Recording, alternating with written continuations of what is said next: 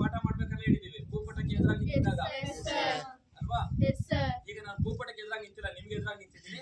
ಹಾಗಾಗಿ ಈಗ ನಮಗೆ ಬಲಗಡೆ ಇರುವಂತದ್ದು ಹುತ್ತಿದುರ್ಗದ ಬೆಟ್ಟ, ಈ ಕಡೆ ಇರುವಂತದ್ದು ಬಸವನ ಬೆಟ್ಟ.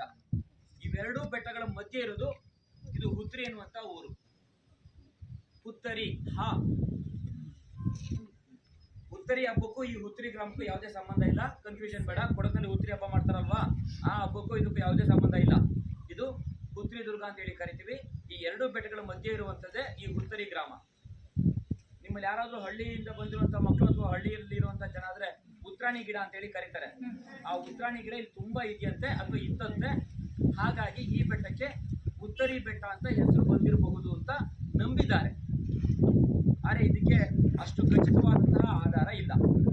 ಈಗ ನಾವು ಬಂದಿದ್ದು ಯಲಿಯೂರು ದ್ವಾರ ಇದೆಯಲ್ಲ, ಇದು ಯಲಿಯೂರು ದ್ವಾರ. ಇದು ತುಂಬಾ ನಶಿಸಿ ಹೋಗಿತ್ತು. ನೀವು ಅಬ್ಸರ್ವ್ ಮಾಡ್ಬೋದು. ಹಳೆಯ ಒಂದು ಕಲ್ಲುಗಳನ್ನ ಸೇರಿಸಿ ಮತ್ತೆ ಕೋಟೆಯನ್ನ ಕಾಣ್ತಿದೆಯಲ್ಲ ಮಾಡಿದ್ದಾರೆ.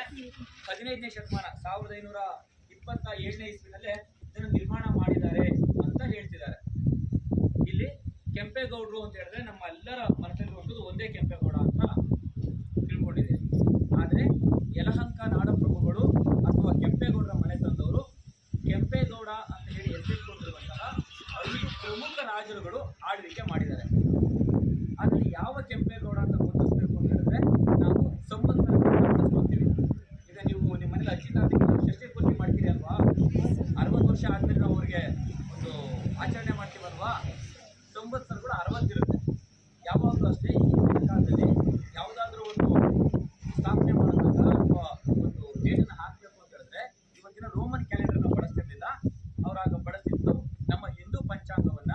ಆ ಹಿಂದೂ ಪಂಚಾಂಗದಲ್ಲಿ ಸಂವತ್ಸರಗಳ ಆಧಾರದ ಮೇಲೆ ದಿನಾಂಕಗಳನ್ನು ನಮೂದು ಮಾಡ್ತಿದ್ರು. ಇದನ್ನ ಚೆನ್ನಮ್ಮ ನಾಯಕ ಎನ್ನುವಂತಹ ವ್ಯಕ್ತಿ ಈ ದ್ವಾರವನ್ನ ನಿರ್ಮಾಣ ಮಾಡಿದ್ದಾರೆ ಅಂತ ಹೇಳಿದ್ದಾರೆ. ನಮ್ಮ ದೇಶದ ಒಂದು ದುರಂತ ಏನಪ್ಪಾ ಅಂತ ಹೇಳಿದ್ರೆ, ಯಾವ್ದನ್ನಾದ್ರೂ ನವೀಕರಣ ಮಾಡ್ಬೇಕಾದ್ರೆ ಅದನ್ನ ಯಥಾಸ್ಥಿತಿಯಲ್ಲೇ ಮಾಡುವಂತಹ ಒಂದು ತಂತ್ರಜ್ಞಾನ ಆಗಿರ್ಬೋದು, ಸಂಸ್ಕೃತಿಯನ್ನಾಗಿರ್ಬೋದು ಅನೇಕ ಕಡೆ ಇಟ್ಕೊಂಡಿಲ್ಲ. ನೋಡಿ, ಇದು ಅತ್ಯಂತ ಪ್ರಮುಖವಾದಂತಹ ದ್ವಾರ. ಕಳೆದ 15 ವರ್ಷ 20 ವರ್ಷದ ಹಿಂದೆ ಇಲ್ಲಿ ಸಮೀಕ್ಷೆ ಮಾಡ್ಕೊಂಡು ಹೋದಾಗ ಈ ದ್ವಾರದ ಮೇಲೆ ಒಂದು ಶಾಸನ ಇದೆ. ಆದ್ರೆ ಇವತ್ತು ಅದನ್ನು ಪೂರ್ತಿ ಕೆತ್ತಾಕ್ತಿದ್ದಾರೆ. ಅದನ್ನೇ ಬಂದು ನಾನು ಅಲ್ಲೂ ಕೈಯಲ್ಲಿ ಯಲಿಯೂರ ಬಾಗಿಲನ್ನು ನಿಜಸ್ತಂಭವಾಗಿ ನಿಜಸ್ತಂಭವಾಗಿಸಿದನು ಅನ್ನೋದನ್ನ ಹಳೆಗನ್ನಡ ಅಲ್ಲಿ ಶಾಸನ ಇದ್ದರೆ ಓದೋದು ಬಹಳ ಚೆನ್ನಾಗಿರ್ತಿತ್ತು, ಖುಷಿ ಇರ್ತಿತ್ತು. ಅಲ್ಲಿದ್ದು ಇಲ್ಲಿ ಯಲಿಯೂರು ಬಾಗಿಲನ್ನ ಅವನ ಶಿಷ್ಯ ಯಾರು, ಚೆನ್ನಮ್ಮ ನಾಯಕನ ಶಿಷ್ಯ, ಮುತ್ತನಾಯಕನ ಶಿಷ್ಯ ಜಂಗಮಯ್ಯ, ಅವನು ಜಂಗಮಯ್ಯ ಎನ್ನುವನು ಇದನ್ನು ಮಾಡಿದ್ದ. ಹಾಗಾದ್ರೆ ಚೆನ್ನಮ್ಮ ನಾಯಕ ಅನ್ನೋನು ಭಾಗಶಃ ಅವತ್ತಿಗೆ ರಾಜ ಆಗಿರ್ತಾನೆ ಅಥವಾ ಈ ಪ್ರದೇಶದ ಮುಖಂಡ ಆಗಿರ್ತಾನೆ. ಏನಕ್ಕೆ ಆ ಹೆಸರನ್ನ ಪದೇ ಪದೇ ಹೇಳ್ತಾ ಇದ್ದೀನಿ ಅಂತ ಹೇಳಿದ್ರೆ, ಶಾಸನ ಹಾಕ್ಬೇಕಾದ್ರೆ ಒಂದು ರೂಲ್ಸ್ ಮಾಡಿರ್ತಾರೆ ಕೆಂಪೇಗೌಡರ ಕಾಲದಲ್ಲಿ. ರಾಜ ಮತ್ತು ರಾಜನ ಮನೆತನದವರು ಮಾತ್ರ ಶಾಸನ ಹಾಕಿಸ್ಬೋದು. ಅದನ್ನ ಬಿಟ್ಟರೆ ಬೇರೆ ಇನ್ನೆಲ್ಲೂ ಶಾಸನ ಹಾಕೋದಕ್ಕೆ ಅವಕಾಶ ಇಲ್ಲ. ಆ ರೀತಿಯ ಒಂದು ವಿಶೇಷವಾದ ಶಾಸನ ಇಲ್ಲೇ ಮಾಗಡಿಯಿಂದ ಮುಂದೆ ನನ್ನ ತಾಯಿಯವರ ಸ್ವಂತ ಊರು ಬಿಸ್ಕೂರು ಅಂತ ಇದೆ, ಅಲ್ಲಿ ಹಾಕ್ಸಿದ್ದಾನೆ. ಅದೊಂದು ವಿಶೇಷವಾದ ಶಾಸನ. ಅಲ್ಲೂ ಅಷ್ಟೇ ಜನ ಗೊತ್ತಿಲ್ಲ. ಆ ಶಾಸನ ಸಮಾಧಿ ಮಾಡಿಬಿಟ್ಟಿದ್ದಾರೆ ಪೂರ್ತಿ ಕಟಕ. ಆ ರೀತಿ ಇದ್ದಾಗ ಈ ಚೆನ್ನಮ್ಮ ನಾಯಕ ಖಂಡಿತವಾಗಲೂ ಕೆಂಪೇಗೌಡನ ಅಧೀನದಲ್ಲಿದ್ದಂತಹ ರಾಜ ಅಲ್ಲ. ಇದು ಭಾಗಶಃ ವಿಜಯನಗರ ಸಾಮ್ರಾಜ್ಯರ ಕಾಲದಲ್ಲೇ ಈ ಕೋಟೆಯನ್ನು ಕಟ್ಟಿದ್ದಾರೆ. 1 ಮೈಲಿ ಅಂದ್ರೆ 1.6 ಕಿಲೋಮೀಟರ್. 1.6 ಕಿಲೋಮೀಟರ್ಗೆ 1 ಮೈಲಿ. ಅರ್ಥ ಆಯ್ತಲ್ಲ? 50 ಮೈಲಿ ದೂರದಲ್ಲಿ ದುರ್ಗಮವಾದ ಕಾಡಿನಲ್ಲಿ ನಡ್ಕೊಂಡ್ ಬರ್ತಾರಂತ. ಅವನ್ನ ಕರ್ಕೊಂಬಂದು ಇಲ್ಲಿ ಅರೆಸ್ಟ್ ಮಾಡ್ತಾರೆ. ಆದ್ರೆ ಇನ್ನು ಅವನಿಗೆ ಬಂಧಿಸಿರ್ತಾರೆ. ಇಲ್ಲಿ ಬಂಧಿಸಿದಾಗ ನೋಡಿ, ಅವ್ನು ಇಷ್ಟು ಚೆನ್ನಾಗಿ ಮಾಹಿತಿಯನ್ನು ಬ್ರಿಟಿಷರು ಎಷ್ಟು ಚೆನ್ನಾಗಿ ಮಾಹಿತಿ ಸಂಗ್ರಹಣೆ ಮಾಡಿದ್ದಾರೆ ಅಂದ್ರೆ, ಅವ್ನು ಹೇಳಿದ್ದಾನೆ, ಕಿರುದಾರಿ ಮಾಡೋದು ನನಗೆ ಕಾಲ್ಬೇಡಿ ದಕ್ಷಿಣ ದಾರಿಯಲ್ಲಿ ಬರಿಗಾಲಿನಿಂದ ಬೆಟ್ಟ ಹತ್ತೋದಕ್ಕೆ ಸಾಕಾಯ್ತು. ಕಾಲಿಗೆ ಬೇಡಿ, ಯಾವುದಕ್ಕೆಲ್ಲ ಸಿನಿಮಾ ಹಾಕಿರ್ತಾರಲ್ಲ, ಕಾಲಿಗೆ ಬೇಡಿ ಹಾಕಿ ಈ ಕಲ್ಲಿನ ಬೆಟ್ಟವನ್ನು ಹತ್ತಿದ್ರಂತ ಅವ್ರಲ್ಲಿ. ಹತ್ತಿಸಿದಾಗ ಅವನಿಗಿಲ್ಲಿ ರಕ್ಷಣೆಗೆ ಕೆಲವು ಮಲಬಾರಿ ಮತ್ತು ಇಬ್ಬರು ಇಂಗ್ಲಿಷ್ ಗೋಲಂದಜಾರಷ್ಟೇ ಇದ್ದರು. ಮಲಬಾರಿಗಳು ಅಂದ್ರೆ ಯಾರು?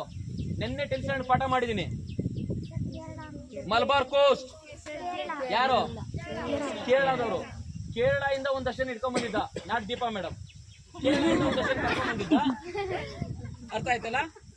ಕೇರಳದ ಒಂದಿಬ್ಬರು ಮತ್ತೆ ಒಂದಷ್ಟು ಗೋಲಂದಾಜರು ಅಂದ್ರೆ ಪೋರ್ಚುಗೀಸರು, ಅವ್ರನ್ನ ಕರ್ಕೊಂಡ್ ಬಂದಿಟ್ಟಿದ್ದ. ಈ ಕೋಟೆಗೆ ಬಂದವರು ಯಾರು ಕೂಡ ವಾಪಸ್ ಹೋಗಿಲ್ಲ. ಟಿಪ್ಪು ಸುಲ್ತಾನ್ ಯಾರನ್ನ ಕರ್ಕೊಂಡ್ ಬಂದು ಹಾಕ್ತಿದ್ದ, ಅವ್ರನ್ನ ಯಾರನ್ನೂ ಕೂಡ ವಾಪಸ್ ಹೋಗ್ತಿಲ್ಲ, ಇಲ್ಲಿ ಅವ್ರನ್ನ ಸಾಯಿಸ್ತಿದ್ದ. ಅಂತಹ ಒಂದು ವಿಶೇಷವಾದ ಕೋಟೆ. ಈ ಕೋಟೆಗೆ ಬಂದಂತ ಈ ಜೇಮ್ಸ್ ಬ್ರಿಸ್ಟೋ ಮಾತ್ರ ತಪ್ಪಿಸ್ಕೊಂಡಿರ್ತಾನೆ. ಅವನು ತಪ್ಪಿಸ್ಕೊಂಡು ಬಂದಾಗ ನೋಡಿ, ಇಲ್ಲಿ ಟಿಪ್ಪು ಸುಲ್ತಾನ್ ಪೂರ್ತಿ ಸೈನಿಕರು, ಅವನ ಆಡಳಿತ ಎಲ್ಲವೂ ಇಲ್ಲೇ ಇತ್ತು. ಆದ್ರೆ ಈ ಹುತ್ರಿದುರ್ಗ ಜನಕ್ಕೆ ಟಿಪ್ಪು ಸುಲ್ತಾನ್ ಕಂಡ್ರೆ ಆಗ್ತಿರ್ಲಿಲ್ಲ.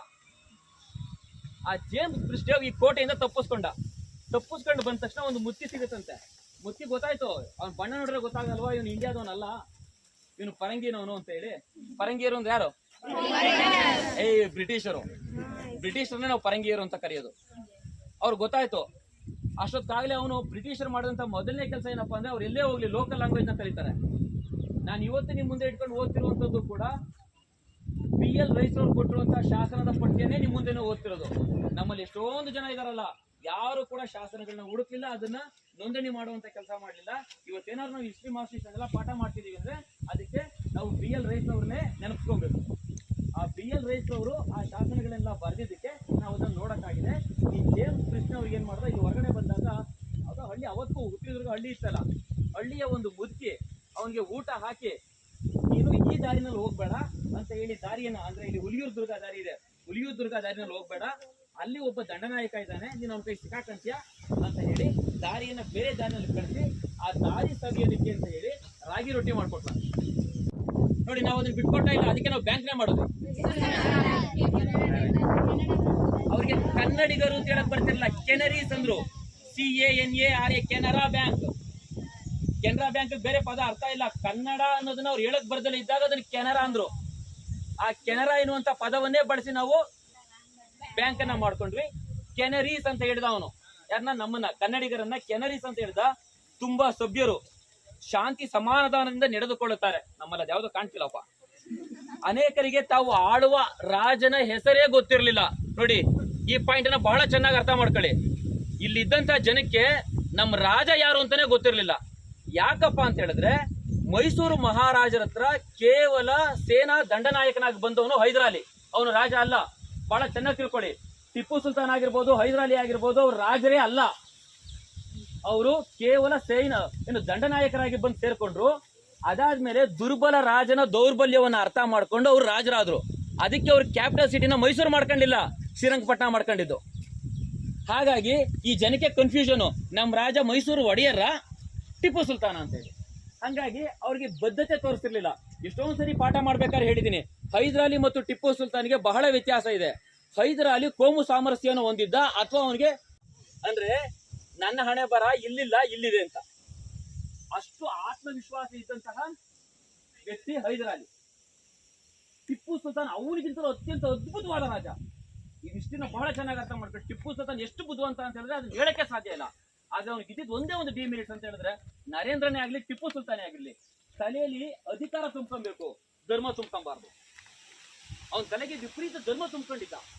ಅದ್ರ ಪರಿಣಾಮ ಅವನು ಇದ್ದಂತಹ ಎಲ್ಲ ಶಕ್ತಿಗಳು ಕೂಡ ನಾಶ ಆಯ್ತು. ಅವನೇನಾದ್ರೂ ಒಂದು ವೇಳೆ ಸಹಬಾಳ್ವೆಯನ್ನು ಮಾಡಿದ್ರೆ ಖಂಡಿತವಾಗ್ಲೂ ಬ್ರಿಟಿಷರು ಸೌತ್ ಇಂಡಿಯಾದಲ್ಲಿ ಇರ್ತಾನೆ ಇರಲಿಲ್ಲ. ಇದು ಟಿಪ್ಪು ಸುಲ್ತಾನ್ ಮಾಡ್ಕೊಂಡಂತಹ ಒಂದು ಎಡವಟ್ಟು. ಹಾಗಾಗಿ ಇಲ್ಲಿ ಅವನು ಯಾರು ಜಾರ್ಜ್ ಬ್ರಿಸ್ಟೋಗೆ ರಾಗಿ ರೊಟ್ಟಿನ ಕೊಟ್ಟು ಕಳಿಸ್ಕೊಡ್ತಾನಂತೆ.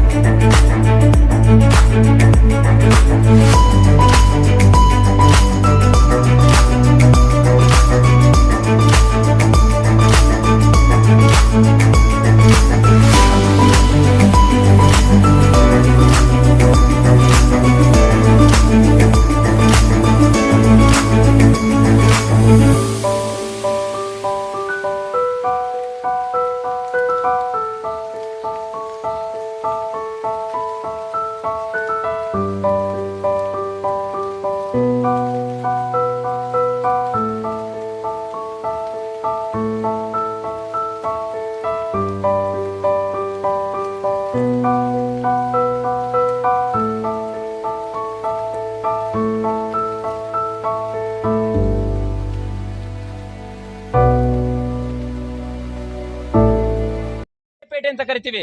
ಈ ಬೆಟ್ಟವನ್ನು ಇಳಿದ ಮೇಲೆ ಅಲ್ಲಿ ಕೆಳಗಡೆ ಒಂದು ಊರಿದೆ, ಅದಕ್ಕೆ ಸಂತೆಪೇಟೆ ಅಂತ ಕರಿತೀವಿ. ಆ ಸಂತೆಪೇಟೆ ಕಡೆಯಿಂದ ನೋಡಿದಾಗ ಆ ಬೆಟ್ಟ ಒಂಥರ ಈ ಬಸವನ ಮೇಲೆ ಒಂಥರ ಈ ಬೆನ್ನು ಭುಜ ಇದೆಯಲ್ಲ ಆ ರೀತಿ ಕಾಣುತ್ತೆ. ಅದಕ್ಕೆ ಅದನ್ನ ಬಸವನ ಬೆಟ್ಟ ಅಂತ ಹೇಳಿ ಕರೆದಿರಬಹುದು ಅಂತ ಅನ್ಕೊಂಡಿದ್ದಾರೆ. ಇದು ಮೊದಲನೇ ವಿಚಾರ. ಅದ್ರ ಜೊತೆಗೆ ಅಲ್ಲಿ ಕೋಟೆ ಇದೆ, ನೀವು ಕಾಣ್ತಿದ್ದೀರಾ? ಅದು ಅತ್ಯಂತ ಮುಖ್ಯವಾಗಿ ನೀವು ಗಮನಿಸಬೇಕಾಗಿರುವಂಥದ್ದು. ಎರಡನೇದು, ಇಲ್ಲಿ ಕುತ್ಕೊಂಡು ಅನೇಕ ಜನ ಫೋಟೋ ತೆಗೆಸ್ಕೊಂತಾರೆ. ಫೋಟೋ ತಗೊಂತಿದ್ದೀರಿ, ಎಲ್ಲವನ್ನೂ ಅಬ್ಸರ್ವ್ ಮಾಡ್ತಿದ್ದೀನಿ. ಇನ್ನೊಂದು ಹ್ಯಾಂಗ್ ಅಂದ್ರೆ ಸ್ವಲ್ಪ ನಿಮ್ಮ ದೇವ್ರು ಕೊಟ್ಟಿರೋ ಕಣ್ಣಿಂದ ಒಂಚೂರು ನೋಡಿ. ಇದೇ ಜಾಗದ ನೋಡಿ, ಅಲ್ಲೊಂದು ಡೋರ್ ಇದು ದ್ವಾರ ನೀವು ಅಬ್ಸರ್ವ್ ಮಾಡಿದ್ರಿ ಅಲ್ವಾ? ಇಲ್ಲೇ ನಾವು ಕುಣಿಸಿದ ಕಾರಣ ಏನಪ್ಪಾ ಅಂದ್ರೆ, ನೋಡಿ ನಾವು ಎಂಟ್ರಿ ಆಗಿದ್ದು ಎಲಿಯೂರ್ ದ್ವಾರ ಇದೆಯಲ್ಲ ನೋಡಿ, ಅಲ್ಲಿ ಕಾಣುತ್ತೆ ನೋಡಿ ದ್ವಾರ. ನೀವು ಹಾಗೆ ಮೇಲಕ್ಕೆ ಹೋದ್ರೆ ಎಲ್ಲೆಲ್ಲಿ ಆ ದ್ವಾರಗಳಿವೆ ಆ ಎಲ್ಲ ದ್ವಾರಗಳು ಕೊನೆಯ ಜಾಗದಿಂದ ಕಾಣುತ್ತೆ. ಅಂದ್ರೆ ಕೋಟೆ ಒಳಗಡೆ ಅಲ್ಲಿ ನಿಂತಿರೋನು ಅದನ್ನ ಸೂಕ್ಷ್ಮವಾಗಿ ಬಹಳ ಈಸಿಯಾಗಿ ಕಾಣಬಹುದು. ಬರೇ ಕಣ್ಣಿಗೆ ಕಾಣೋ ರೀತಿಯಲ್ಲಿ ದ್ವಾರಗಳನ್ನ ಮಾಡಿರ್ತಾರೆ. ನೀವು ಆ ದ್ವಾರದೊಳಗಡೆ ಬಂದಾಗ ನೀವು ಅಬ್ಸರ್ವ್ ಮಾಡೋದು ಅಥವಾ ಮರ್ತ್ಬಿಟ್ರೋ ಗೊತ್ತಿಲ್ಲ. ನಾನು ಹೇಳಿದೆ ಎಲ್ಲೇ ಎಂಟ್ರಿ ತಗೊಂಡ್ಲಿ, ಆ ಎಂಟ್ರಿ ತಗೊಂಡ್ರೆ ನಿಮ್ಗೆ ನೇರವಾದ ದಾರಿ ಸಿಗಲ್ಲ, ಇಮಿಡಿಯೇಟ್ ಆಗುತ್ತೆ ಅಂತ ನೋಡಿ. ಹಂಗೆ ಹೇಳಿ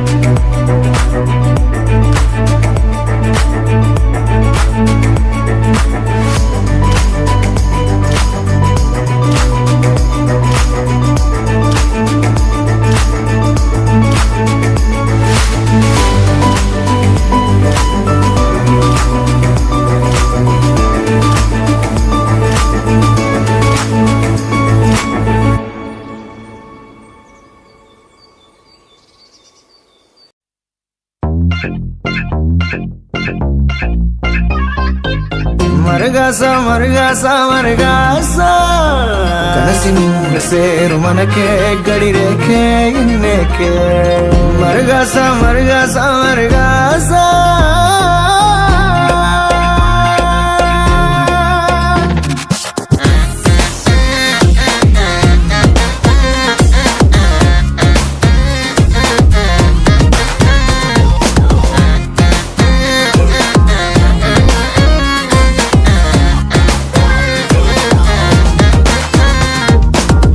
ಜೀವನ 3 ದಿನದ ಯಾನ ನಂಗೆ ನೀ ನಿಂಗೆ ನಾನೇನ ಹೆದ್ದಾರಿ ದೂರ ತೀರ ಸೇರಿ ನೀಡಿದೆ ರಹದಾರಿ ಬಾರಾಣಿಯಂತೆ ಹಾರುವ ನದಿ ಮುಂಜಾವಿಗೆ ಸಂಜೆಗೆ ಇರಂಗಿದೆ ಸಣ್ಣ ಸಂತಸಕ್ಕೆ ಮನಸ್ಸು ಮಗುವಂತಾಗಿದೆ ಗುಡುಗುಡು ಗುಡುಗಾಡಿಲಿ ಜೊತೆಗಿರೋಣ ನಾಡಿನಿ ಗುಡುಗುಡಿನ ಶಗಾಳಿಲಿ ಗರಿಗೆ ದೊರೆತ ಹಾರಿ ಹೋಗುವ ಅಡೆತಡೆ ಇರದ ದಾರಿ ಇರುವುದ ಈ ಭೂಮಿಲಿ ಜೊತೆಗಿರುವ ನಾಡಿನಿ ಗರಿಗೆ ಬರುತ್ತ ಹಾರಿ ಹೋಗುವ